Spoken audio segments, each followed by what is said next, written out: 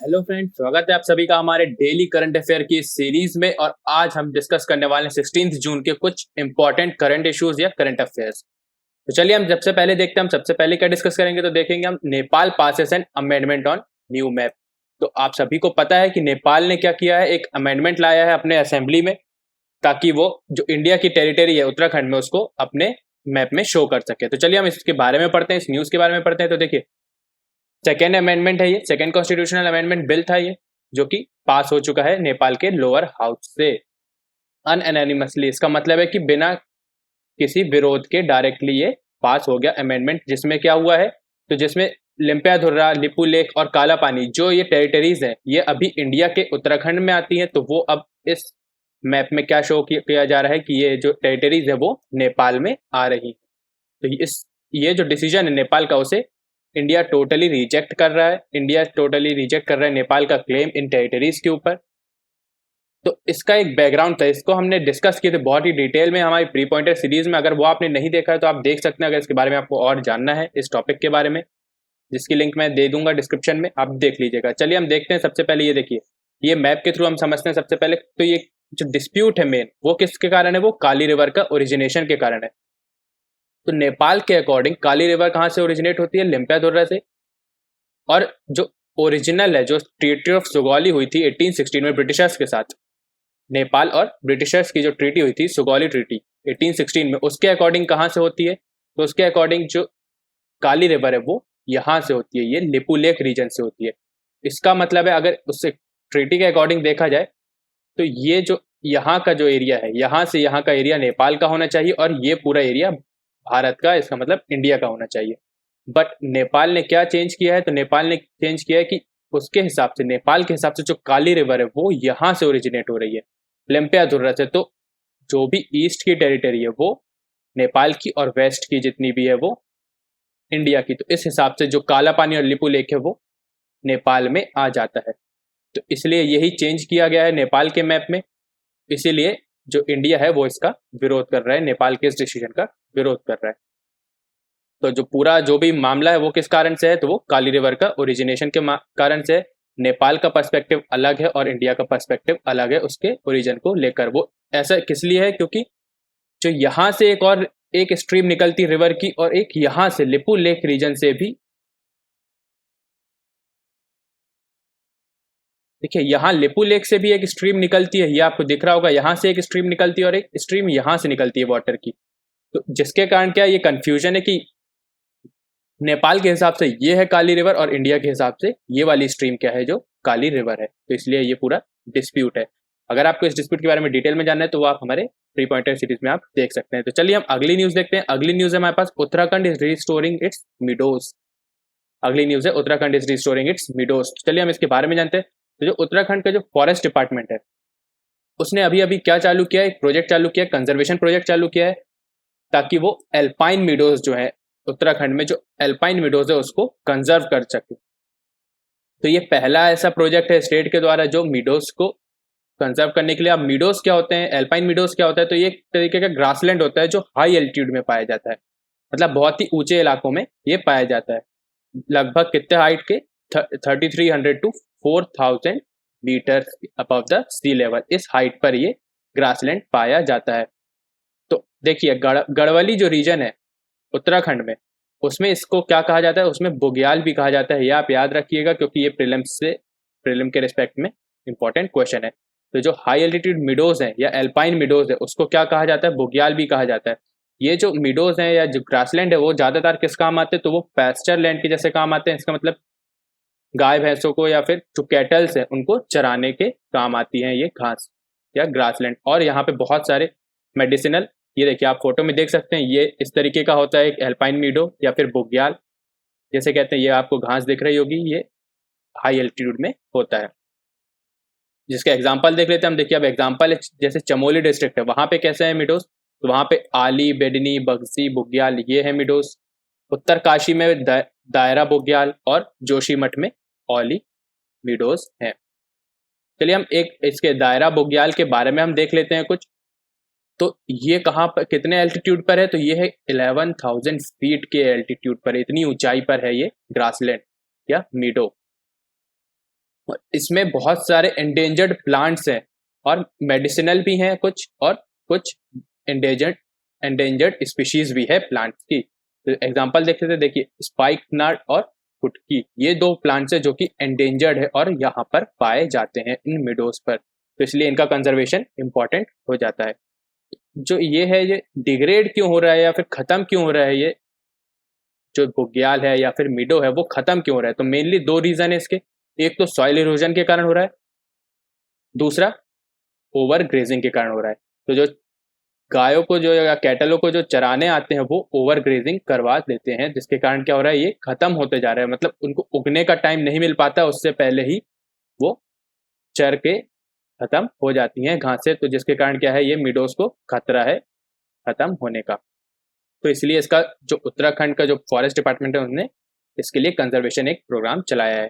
तो देखिए इस प्रोग्राम के में किस तरीके से इसको कंजर्व करेंगे तो वो हम देख लेते हैं। तो सबसे पहले फेज में क्या किया जाएगा, जो कॉयर मैट्स होती है, इसका मतलब जो नारियल का जो छिलका होता है उससे एक चटाई जैसा बनाया गया है, उससे एक चटाई जैसा शेप बनाकर जो भी जो डिग्रेड होगा या जो सॉइल इरोजन हुआ है उस मिडो के एरिया में, तो उन एरियाज पे इसको बिछा दिया जाएगा ताकि वहां पे ग्रेजिंग ना कर सके और ज़्यादा सॉइल इरोजन ना हो। दूसरा क्या किया जाएगा, तो जो स्ट्रीम्स होती है, जो वाटर की जो स्ट्रीम्स होती है, उनके किनारे किनारे भी ऐसे ही मैट्स लगाए जाएंगे ताकि जो पानी है उससे भी जो इरोजन है इनका, जो मिडोज का इरोजन है वो ना हो। इस जो बहता पानी है उसके कारण भी ये इरोड ना हो, उसके कारण क्या होंगे, कॉयर मैट्स लगाए जाएंगे वहां पर भी। अगला देखते हैं अगला क्या किया जाएगा, तो अगला मेथड ये रहेगा कि रीप्लांटिंग की जाएगी, मतलब बहुत सारी ऐसी घास या फिर जो लोकल ग्रास या फिर स्मॉल प्लांट्स या हर्ब्स हैं, ये सब उस एरिया में लगाया जाएगा ताकि उन्हें कंजर्व कर सके वापस से उन्हें प्लांट करके।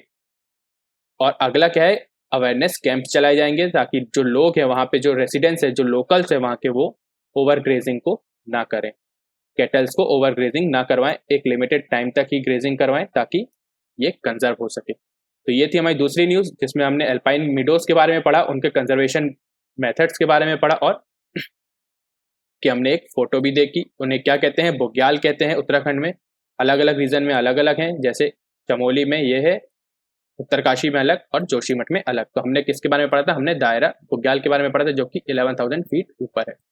चलिए अब हम देखते हैं अगली न्यूज़ क्या है। तो अगली न्यूज़ हमारे पास assessment of climate change over the Indian region report by ministry of earth science. तो मिनिस्ट्री ऑफ अर्थ साइंस ने अभी अभी एक रिसेंटली एक असेसमेंट रिपोर्ट जारी की है जिसमें क्लाइमेट चेंज के कारण जो भी इंडियन रीजन में इफेक्ट पड़ रहा है वो उस रिपोर्ट में या उस असेसमेंट में बताया गया है। तो चलिए हम देखते हैं इसके बारे में। देखिए सबसे पहली रिपोर्ट है ये, अभी तक एक भी बार असेसमेंट नहीं हुआ है इंडियन रीजन के ऊपर क्लाइमेट चेंज का इफेक्ट, बट इस बार किया गया है मिनिस्ट्री ऑफ अर्थ साइंस के द्वारा, पहली बार है ये। तो इसकी हम कुछ की फाइंडिंग्स देख लेते हैं। तो सबसे पहले देखिए, सबसे पहली की फाइंडिंग क्या थी, तो जो हिंदू कुश या हिमालय जो रीजन है, हमारे इंडियन सब कॉन्टिनेंट का जो हिंदू कुश और हिमालय रीजन है, वहां पे जो टेम्परेचर राइज था 1951 से 2014 तक वो था 1.3 डिग्री सेंटीग्रेड। बट इसका राइज कितना हो जाएगा, एक्सपेक्ट किया गया है इस असेसमेंट रिपोर्ट में कि जो इसका राइज है 2100 तक यानी 2100 तक 5.2 डिग्री सेंटीग्रेड हो जाएगा। बहुत ज़्यादा इंक्रीज हो जाएगा अगर हमने अभी से कुछ कड़े कदम उठाए नहीं तो। इसलिए जो हिंदू कुश और हिमालय रीजन, और ये बढ़ क्यों रहा है, तो ये मेन रीज़न तो इसका क्या है, ग्लोबल वार्मिंग। जो टेम्परेचर बढ़ रहा है वो उसका मेन रीज़न है ग्लोबल वार्मिंग।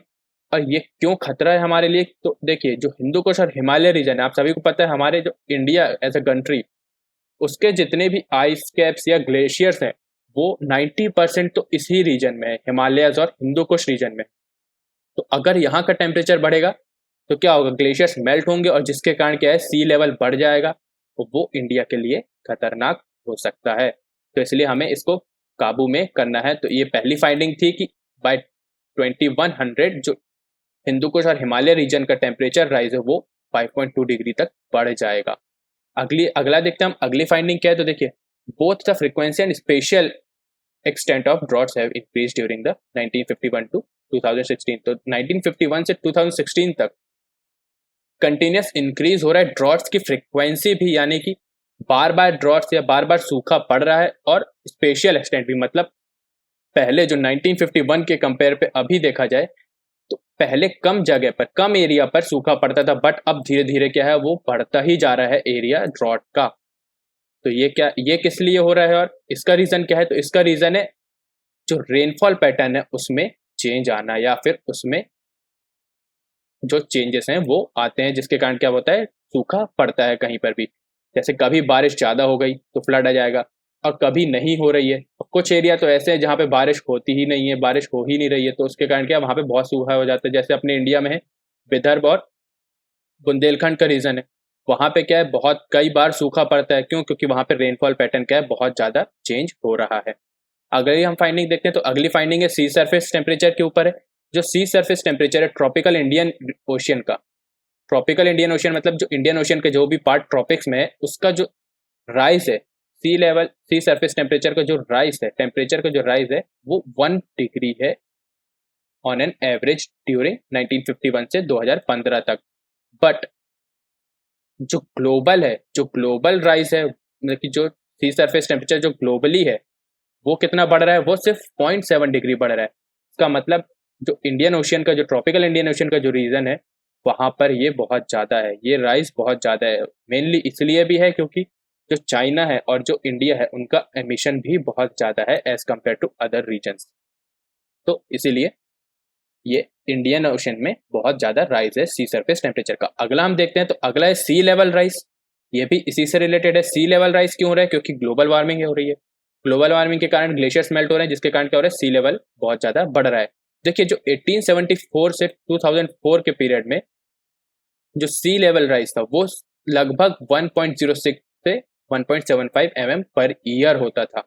बट अगर ऐसे ही चलता रहा तो ये और भी ज़्यादा बढ़ जाएगा, और इस असेसमेंट के अकॉर्डिंग 1993 से 2017 के बीच में ये बहुत ज़्यादा ही तेजी से हुआ है, यानी 3.3 mm या मिलीमीटर पर ईयर, इतनी स्पीड से ये हुआ है, लगभग डबल हो गई है रेट इसके सी लेवल के बढ़ने की। जिसका मेन रीज़न क्या है, तो वो है ग्लोबल वार्मिंग। तो ये थी असेसमेंट रिपोर्ट के बारे में। ये देख लीजिए आप, ये देखिए टेम्परेचर राइज हो रहा है बहुत तेज़ी से। अगर इसे रोका नहीं गया तो 5.2 डिग्री तक पहुंच जाएगा हिंदू कुश रीजन का, और इंडिया के रीजन का 4.4 डिग्री सेंटीग्रेड तक बढ़ जाएगा। सी लेवल बहुत ज़्यादा हो जाएगा अगर इसे रोका नहीं गया। जो अभी कंडीशन चल रही है वैसे ही चलती रही तो 2100 तक 300 mm राइज होगा लगभग पर ईयर, सी लेवल राइज। तो ये बहुत ही ज़्यादा खतरनाक चीज़ है जिसे हमें रोकना है। चलिए हम अगली न्यूज़ पे आते हैं। अगली न्यूज़ है हमारी राज पर्व फेस्टिवल के बारे में, जो कि उड़ीसा में सेलिब्रेट किया जाता है। तो चलिए हम देखते हैं इसके बारे में। सबसे पहले तो देखिए ये जो फेस्टिवल वो 3 दिन चलता है, अभी चल रहा है करंटली। तो ये कब से शुरू हुआ था? तो ये 15 जून से शुरू हुआ था और 18 जून तक चलेगा। अब इस फेस्टिवल में क्या होता है, तो इस फेस्टिवल में जो मदर अर्थ है या फिर जो भारत माँ, जो अपनी धरती माँ है, उनकी पूजा की जाती है और उनके वुमेनहुड की भी पूजा की जाती है। उनका एक लड़की होने की भी पूजा की जाती है इस फेस्टिवल में। ये फेस्टिवल कब मनाया जाता है? तो ये मिथुन संक्रांति जो होती है उसके एक दिन पहले शुरू होता है और 2 दिन बाद तक चलता है। तो ये फेस्टिवल कब मनाया जाता है? तो मिथुन संक्रांति के पहले मनाया जाता है। अब इसमें क्या क्या करते हैं, तो देखिए इसमें कंज्यूमिंग न्यूट्रिशियस फूड, अच्छा अच्छा खाना खाते हैं, न्यूट्रिशियस खाना खाते हैं, जैसे पोडाई पिता, और नंगे पैर नहीं चलते हैं, धरती पर नंगे पैर नहीं चलते हैं, बाथ लेते हैं पहले दिन पर, और झूला झूलते हैं। जो झूला बनाया जाता है, जैसे ये देखिए, ये आपको झूला दिख रहा होगा, जो रस्सी में जो पेड़ में रस्सी का झूला बनाया जाता है, उस पर झूला भी झूला जाता है इस फेस्टिवल में उड़ीसा में। देखिए ये था। और लास्ट दिन क्या होता है, तो लास्ट दिन जो भूमा देवी या फिर जो धरती माँ है उनको नहलाया जाता है। लास्ट दिन उनको नहलाया जाता है। कैसे? तो देखिए जो जितनी भी औरतें होती हैं वो सब क्या करती हैं, पत्थर को लेती हैं जिसे वो धरती माँ समझती हैं, और उनको नहलाती हैं टर्मरिक पेस्ट यानी कि हल्दी के उपटन से, और उन पर फूल भी चढ़ाती हैं और सिंदूर भी लगाती हैं। तो ये था राज पर्व के बारे में। 3 दिन तक चलता है। कहाँ मनाया जाता है? उड़ीसा में। ये आपको फ्री के लिए इंपॉर्टेंट है, इसलिए मैंने इसमें डाला है। चलिए ठीक है, अगला हम देखते हैं।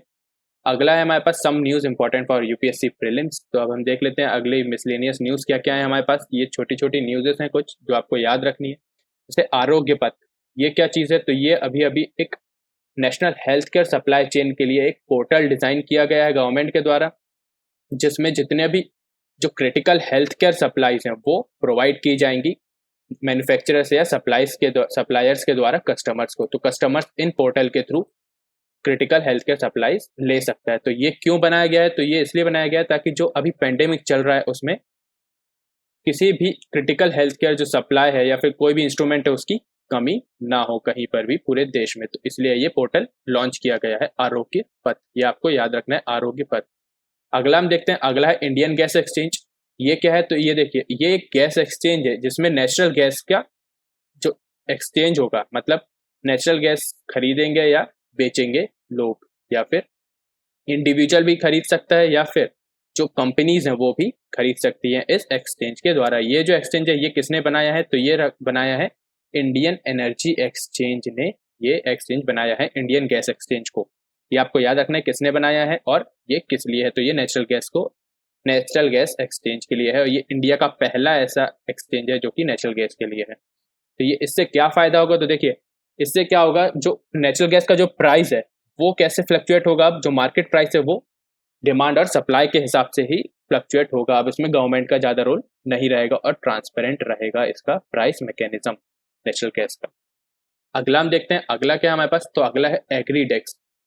अगला है एग्रीडेक्स। ये क्या चीज़ है? तो ये एक एग्रीकल्चर फ्यूचर इंडेक्स है।